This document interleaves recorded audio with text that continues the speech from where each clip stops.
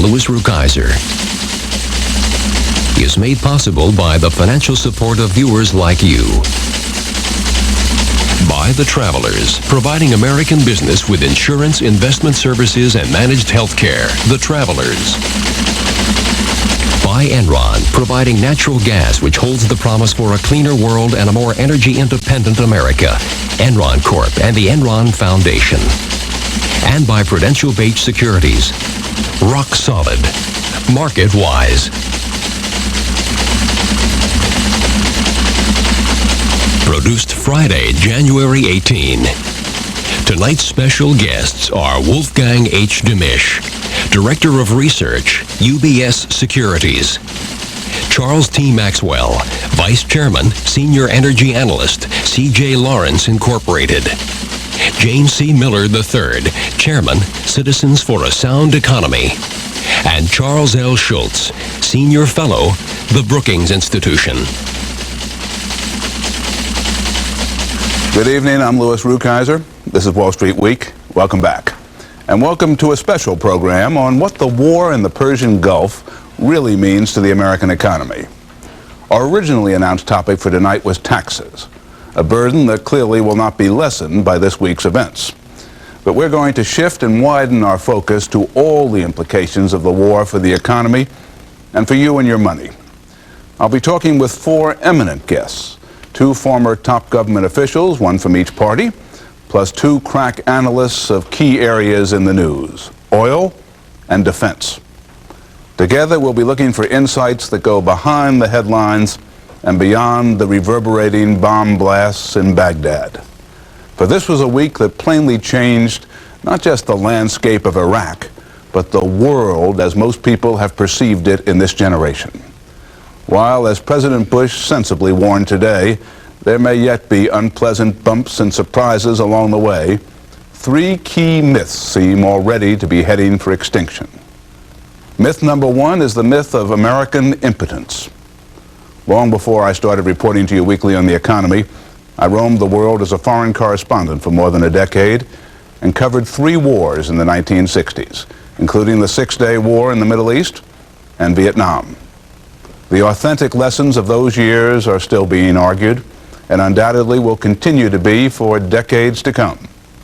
But even those who rejected the notion that all American involvement overseas was immoral, who felt indeed that the task of leadership had been inescapably thrust upon us, often had come to doubt our ability in almost any major circumstance to implement our desires.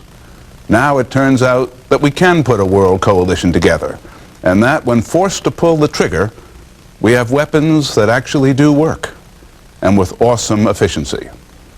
That doesn't mean that we can always get our way or that we can now fashion an American solution to every world problem, but it does suggest greater respect abroad and perhaps greater confidence at home.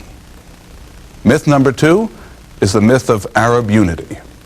The Arabs have always represented diverse and often competitive interests, not just one people, as the demagogues frequently contended, but many, united chiefly by hatred of Israel, and not always in deeper reality, even by that. Now that negative common interest has clearly been seen to be capable of being put on the back burner when other national interests intervene. The Middle East may not suddenly be transformed into a sand ocean of peace, but it will now have to operate with one less illusion, for Arab unity has been exposed as a paper camel. And myth number three is the myth of the death of the American economy. For the past few months, we've been bombarded with the forecasts of perennial pessimists, gloomsters who have been predicting depression and economic collapse without cessation, and who had, as a result, entirely missed the 1980s. Lately, as the longest economic expansion in peacetime history finally slipped into mild recession, these fellows came out screaming that they knew it all the time, and our grim destiny was now at last truly at hand. Never mind that the economy, however sluggish, had been continuing by every objective measure to move slowly forward until Saddam Hussein attacked and the oil price rocketed upward, kindling fears of a replay of the 1970s. Never mind that the stock market, which tries, with occasional success, to forecast what lies ahead for the economy had surged to new all-time records in the blue chip averages as recently as last July. The economic mood on Wall Street and then on Main Street went into an underground tank. This week, though, came the arrival of shafts of light. Maybe reality would return to the price of a barrel of oil, which fell by fully a third in one day alone, following the initial military successes, and ended the week around $19, its lowest since July. And maybe that would mean less inflation and lower interest rates, and the possibility of truly jump-starting the American economy before too many more months have expired. And so, as the United States stood a little taller in the world, so too did the financial markets. And as the Dow Jones Industrial Average indicates, the reflowering of truth, justice, and the American way inspired even cynical old Wall Street. Thursday's 115-point surge was the second biggest one-day point gain ever. And the weekly point gain, more than 145, takes the all-time title. The Dow at 2646.78, hasn't been this high since August. And, though with slightly less exuberance, all the broader market indexes rose too. Not to mention one of our chief elves, Marty Zweig, who elevated from neutral to bullish on the next 6 months, pushing the index of 10 leading technicians into net positive territory. The whiffs of disinflation produced whopping gains in the bond market, while the dollar, which had become the currency of refuge as war approached, declined a bit on the good military news, and the brief revival of interest in the precious metals vanished completely. But where do we go from here? And to what extent do we now have to consider the other lingering problems of the American economy? Has night turned into day, or are we just spying the light at the end of a frightening tunnel? My four guests are among the best equipped people in the country to provide answers to those questions. Charles Schultze was Lyndon Johnson's budget director and Jimmy Carter's chief economic advisor. He's now a senior fellow at the Brookings Institution. James Miller headed the Office of Management and Budget for Ronald Reagan and sat in the president's cabinet. He's now chairman of Citizens for a Sound Economy. Charles Maxwell is the dean of Wall Street's energy analysts and vice chairman of C.J. Lawrence. And Wolfgang Demisch, who heads all equity research at UBS Securities, has for years kept our viewers ahead of the news on aerospace and defense. Charlie Schultze, Vietnam busted your budget intentions under Lyndon Johnson. Is Iraq going to do the same to George Bush's budget? Not by a large amount. You have to remember we've got a $130 billion stockpile of weapons and munitions built up to fight a 300 million person empire, the Soviet Union. We can surely run some of that down without having to rebuild it. So yes, additional budget costs, yes, budget problems, but not a great big deal. Not like Vietnam. Jim Miller, how do you see the economic implications of the war? Well, I think the cost of the war is going to be not only the munitions, and it will not be great, as Charlie is suggesting, but also because of the anxiety created and the reduction in velocity, and also because of the run-up in the oil price, it'll have an adverse effect on the deficit because of the reduction in economic growth, reduction in the revenues going to the federal government. Can you put a number on where you expect the deficit to be this year? Over $300 billion. Charlie Maxwell, you were characteristically on target in predicting the timing of this war and indeed the falling of the oil price. Where do you think that price is going to settle and when? I think it will continue down, Lou, for another 3, 4, 5 months. Probably because we are now going to bring Kuwait back on stream into a world that is balanced between supply and demand. And the bottom of the oil market will be found when eventually the Iraqis are allowed back into production. That may be in 3 or 4 months if a new compliant government emerges there. It could be as late as next spring if Saddam Hussein remains in Baghdad and the embargo stays on. So bottom of the oil market when Iraq gets back into exporting. Even at the height of this crisis, the oil market seemed to be awash with petroleum. Where, without the war, would the price be? I think it would normally be about the equilibrium level, that is where it would naturally settle without war or without recession, something around $21 a barrel. And I think now we'll find a bottom somewhere around 12 to 15. And then start creeping up it again? Definitely for the longer term. Wolfgang Demisch, the week's events certainly seem to have brought new respectability to the U.S. defense industry, will they also bring new profits? I think they'll help.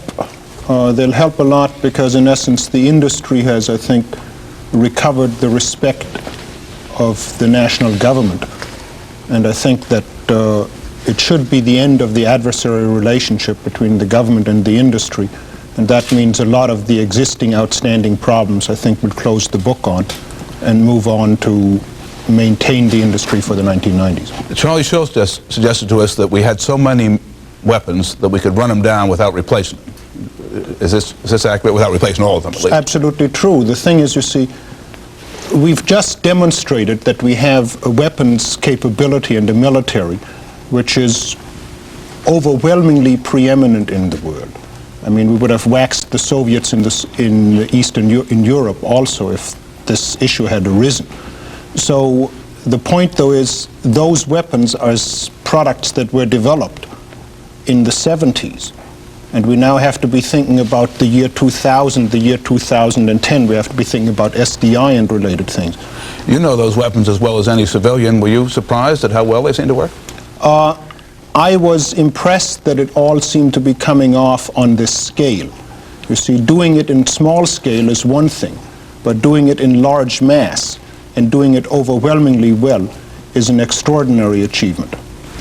Charlie Schultze, let's get back to the overall economy. What's your forecast now, and what would you do to improve that forecast? Let me start before the war. Even before the war, I would have said a mild recession. Some possibility going further, but like 20%, but not much. Mild recession, recovery, yeah, mid-year, a little after. Now, with what's happened to the price of oil, I'd say an even milder recession and somewhat more vigorous recovery for two reasons. Obviously, with a lower price of oil, the purchasing power consumers have lost because of this is now reversed, and they gain it back again because of the high oil prices. Secondly, the Fed will feel much freer. They're not going to go hog wild, they shouldn't, but they'll feel much freer, I think, to ease up a little more, a little sooner. Both of those mean, I think, a little milder recession and a somewhat better recovery than you otherwise would have had. When do you think we'll be out of recession? When do you mean we'll turn around? Yeah. Yeah. I'd hate to put a date on it. Mid-year, plus or minus a little. What, if anything, would you do this year about taxes? Nothing. Tim Miller, Charlie, as you know, approved of President Bush's going back on his campaign pledge to not to raise taxes. You've called it, and I quote, the greatest mistake he's made. Why do you think it was such a mistake? Why do you think he came to make it? Well, I think it was a personal mistake for him, for his own credibility, and I think it was a mistake in substance as well, because I don't think we're undertaxed as a nation. I think we're overtaxed, and I don't think increasing tax rates is going to result in a reduction in the deficit. It'll just result in an increase in total spending. I agree with Charlie, however, on the economy. I think we will be in for a mild recession, but I think that the climb out will be slow. There's still a chance, I think, that this quarter even could be on the plus side, just barely, especially if this $20 or $19 oil price stays, for the reasons that Charlie just mentioned. You know, the NBER gurus have called it a recession already, but traditionally a recession is marked by 2 successive quarters of contraction, or what we in Washington call oxymoronically negative growth. I think there's a chance that we will oxymoronically called negative growth. It's really a contraction. I always want to get the moronic Washington phrases correct. We're now in a positive decline. What you're suggesting then is that technically we may not even be in a recession. Perhaps so. Wow. I think on the tax side, though, that it would be awfully good if the Congress would come around to reducing the capital gains rate. Congress is, when its attention begins to come back to domestic issues after the Mideast situation is resolved, and we all hope and pray that will be quickly, they're going to look at the domestic economy and almost panic because of the downturn. And they will suggest a lot of crazy ideas of priming proposals, most of which don't work, or if they work way too late. But one thing that could be done, cutting that capital gains rate and other kinds of growth incentives, could not only help get us out of the recession, but make the climb out faster and more permanent. You've told us what should be done. What do you think will be done? I think probably nothing much will be done. I think as Charlie wants to is take suggesting. issue on your somewhat euphoric view of the state of the economy. I agree. There's going to be a lot of idiotic things possibly proposed, including a cut in the capital gains tax. Number one. Number two, to be a little bit more serious, I really do think they wrote themselves a fairly good budget law this time, which has got some pretty decent controls in it, and I don't think they're going to get around it.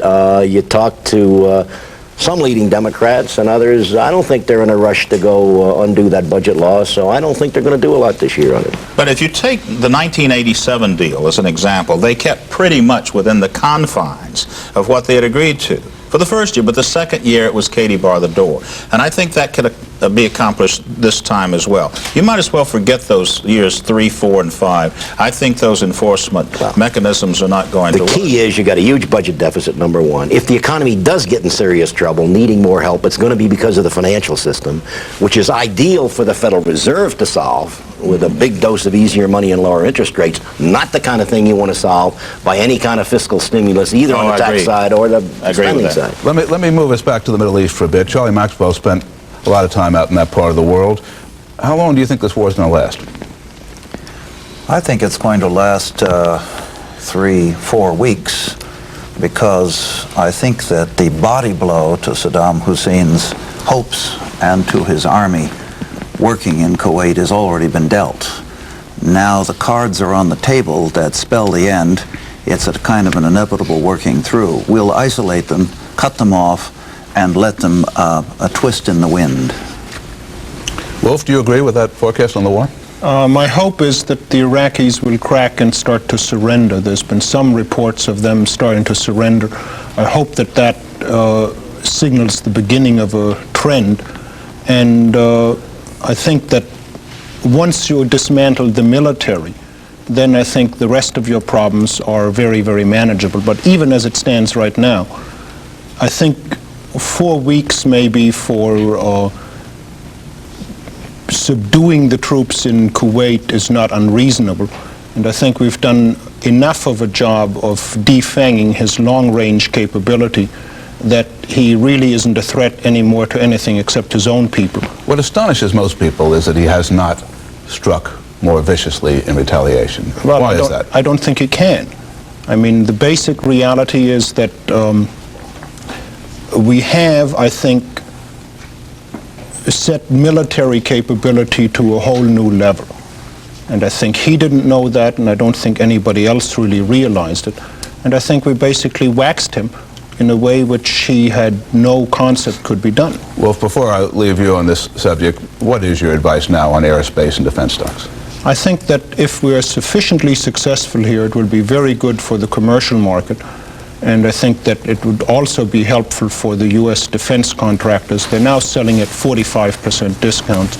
I think that when you look at people like the Martins, the GDs, the Boeings, et cetera, the Northrops and what have you, I think that they are probably pretty well washed out, even though I think the secular trend for military spending remains somewhat down. I think you can live with lower spending if you're not in a rat fight with your principal customer. Charlie Maxwell, I think many people were surprised that the oil stocks didn't soar more than they did during this crisis. Why didn't they, and what do you think is the outlook for them? The market is smarter than any of us think it is. They realize that, and smart investors realized, smart analysts not always realized, Lou, that the oil price as it rose was really a temporary event, that it couldn't be sustained at levels so far above the normal equilibrium price of around $21, and that things would return to equilibrium. When you think we were at $21 or so just before the start of all of this, and here we are 5 months later at $19, vast fortunes made and lost, we're back to the same position. But Lou, I think the critical thing here, going beyond the war, is what we make of the peace. That is the most powerful problem that we face now. In effect, we have such good omens on the war. Now our thoughts really have to go to winning the peace. What would be your recommendation? First, we will have to have some kind of a conference that involves all the parties, and we'll have to have, hopefully as a climax to these terrible events, a recognition that everyone to the controversy is not going to get everything that they want. I think in the end it means UN presence in the Middle East, it means guaranteed borders, It means everybody has to compromise, but with huge guarantees, both militarily and economically, from the major powers. Can I speak on? Of course, Charlie. Can I speak to that? Because I think you're right on. Let me back up a bit. I think we've learned over the past 10 years, 8 years, that with one big exception, the Federal Reserve now has both the ability and the political freedom to do what it has to do and do successfully enough to be very good at stabilizing the American economy. And all I mean by stabilizing is to prevent serious recession or big inflation. The one exception is oil. Because a big jump in oil prices, a big disruption, causes both inflation and recession at the same time, and that's the one thing the Fed can handle. Now this tells me that, to go beyond where I should, that the prospects, at least for economic stability in the United States for the decade of the 90s, are in fact quite good with that one exception, and it's incredibly important for us to make sure that the Middle East is as stable as possible against the kind of political disruptions, because that's what really does it, that give us oil problems. Let me, for a moment, play devil's advocate. You've given a fairly upbeat appraisal of what will happen if we get the Middle East and the oil situation under control, but many people would say we have a unique situation, unprecedented in fragility in the financial system, S&L scandals, banks in danger. How do you respond to those? Yeah, I respond, there are problems, but they are mainly structural problems that hurt the efficiency of our economy, not problems that are going to cause us to have serious recession. People think the Federal Reserve's main objective and main target is, first one is to stop inflation. It isn't. Its primary goal is to ensure the soundness of the financial system. And even though that system may be inefficient, we haven't handled it rightly, I will just guarantee you, I'm a little strong, I will state very strongly that the Federal Reserve will not let and has the tools to avoid a major financial I want to bring Jim in on this as well, but let me first ask you, Charlie, what you think of the job Alan Greenspan's doing now. Good. Good. You know, you can quibble around the edges. We can all do that, but basically I think good, yes. What's your view, Jim? I think he's done a very good job. I mean, he's been a little slow to recognize monetary aggregates have been falling off. If you look at M2, for example, secularly declining throughout the year of 1990, but overall he's done a very good job. He's first rate. If he has erred on the side of tightness, as you suggest, that is encouraging from the standpoint of the inflation outlook, is it not? Yes, that's true, and I think he's done well not to overreact to the increase in the price of oil. That would be tempting to do. Suppose you were able to whisper one sentence in George Bush's ear tonight after congratulating him, presumably, for his performance this week, but what would you tell him to do about economic policy? I would suggest that he go up with a package of growth incentives in his budget. He also needs to recognize that with two successive a projection of two successive quarters of contraction, the spending limits may be voided under under the budget deal. And I'm sure that, or I would bet very strongly, that the Democrats at least will introduce a resolution to do that. And this would give him some flexibility to get around some of those restraints that are on the revenue side that are included in that budget deal. Whatever the rights and wrongs on the tax question, we have seen again that it is not impossible to get Congress to raise taxes. It seems to be very hard to get spending cuts. Right. Both of you gentlemen closest to me dealt with that problem in your incarnations with the federal budget. How can we get the handle on federal spending? I think it's going to take some catalyst that really changes the set of incentives that congressmen, congresswomen have up on the Hill, whether it's a term limitation or whether it's a balanced budget amendment to the Constitution. Something needs to be there. The present set of incentives are each member of Congress wants to get as much as they can to bring back home, and that's one reason the priorities within spending limits are so skewed and include a lot of sport spending, among other things. Charlie, what do you think? Well, you know, I think people, in this case, undersell Ronald Reagan. Ronald Reagan did put through kind of a mini revolution in federal spending. The only way to judge spending is as a share of our national economy. And civilian federal spending outside of Social Security and Medicare went from 9.5% of GNP when Ronald Reagan came in to something under 7 now, back down to only a little bit above where it was when Lyndon Johnson got going. That's a pretty big except for, isn't it? The entitlements. Oh, I agree with that. But look, nobody is going to cut Social Security. I mean, nobody, including Ronald Reagan. He wasn't about to cut it. No, you're right. Now, it's not going to go hog wild anymore. It's under control, but they're not going to cut it. I agree with that. Not going to cut it. But my point is that it is not true that spending has not been held down. Thank you very much, gentlemen. We do have to stop there. I want to thank my guests, Charles Schultze, James Miller, Charles Maxwell, Wolfgang Demisch, for joining me tonight and for bringing light on the economic implications of this crisis. Next week, Saddam Hussein permitting, we'll look into an industry that was front and center this week, computers, directors of the war effort and key components of a peaceful American economy. And my guest, Richard Schaefer, is a man for all modems. Meanwhile, this has been Wall Street Week. I'm Louis Rukeyser. Good night.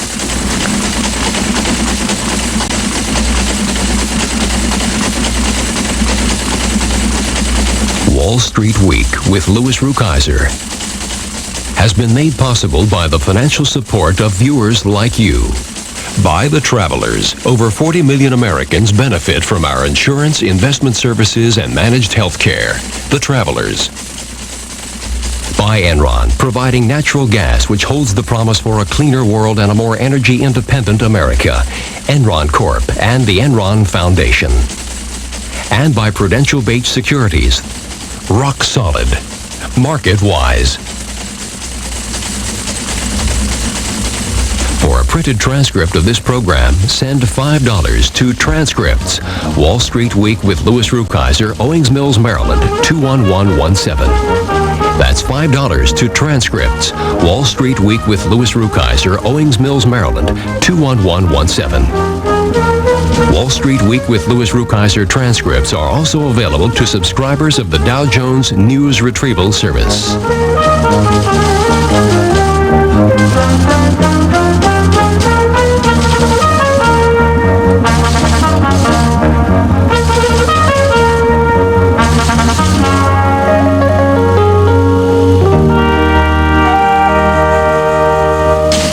Wall Street Week with Louis Rukeyser is produced by Maryland Public Television, which is solely responsible for its content.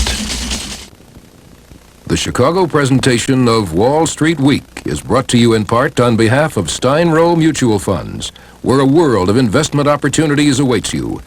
Whether your investment goals are capital preservation, tax-free income, or long-term growth, the Steinrow family of commission-free mutual funds is ready to help. It began with high hopes. It ended